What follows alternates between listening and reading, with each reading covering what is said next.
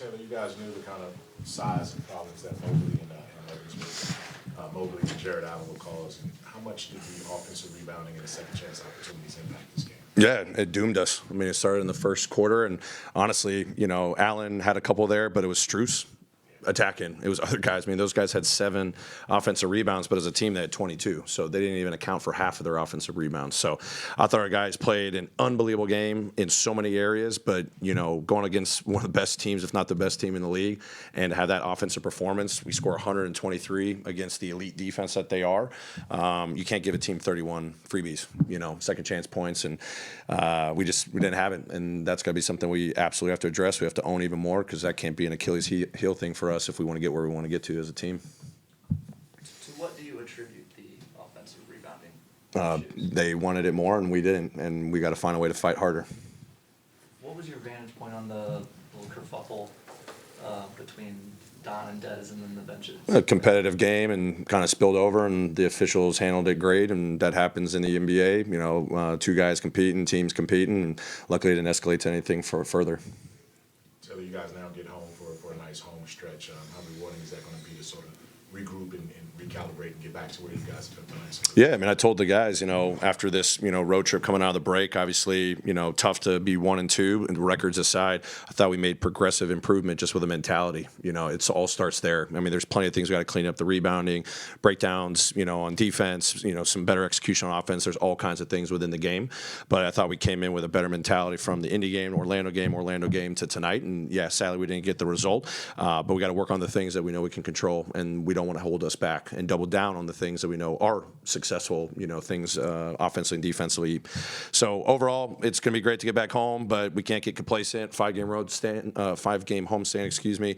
We got to put in the work. It's going to only get tougher from here. In my line of them, the road's only going to get tougher, which requires even more and the best version of yourself and the team. So that's what we got to focus on day in and day out. Jaren sat a chunk in the third quarter with a little foul trouble. I think this is the career low fouls per game for him this year. But where do you see him developing in that area of defending without? Yeah, I mean, he's improved. I mean, there was probably some that I was like, yeah, that was a foul, but I think there was maybe 2 out there that were very questionable that maybe weren't called in the first quarter. And consistency, I was a little confused there. And the call's a call, and sometimes you think you're going to challenge it, but then you're not going to trust that the challenge is going to get overturned given the inconsistency.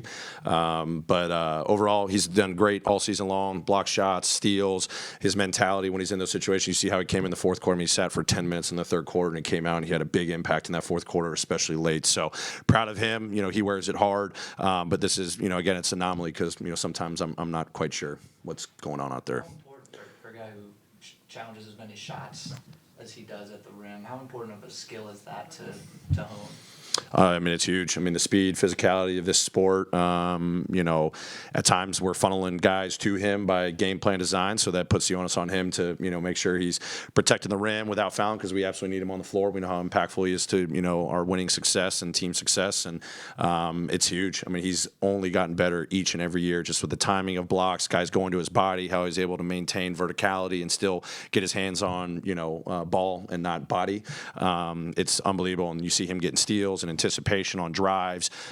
It's awesome to see his growth, but it's unique, and not many people can do it. Hey, Coach, where do you rate Zach Eddy's progress? I mean, before the season, maybe you project how he played the season. Is he as good as you thought, or maybe behind the progress, or kind of? Yeah, I'm never one when a rookie comes in to set an expectation, say you better meet this by a certain date or anything like that. I just want to see progress day in and day out. This kid's been phenomenal, learning the speed of the game, new terminology, new system, compared to what he was playing at Purdue.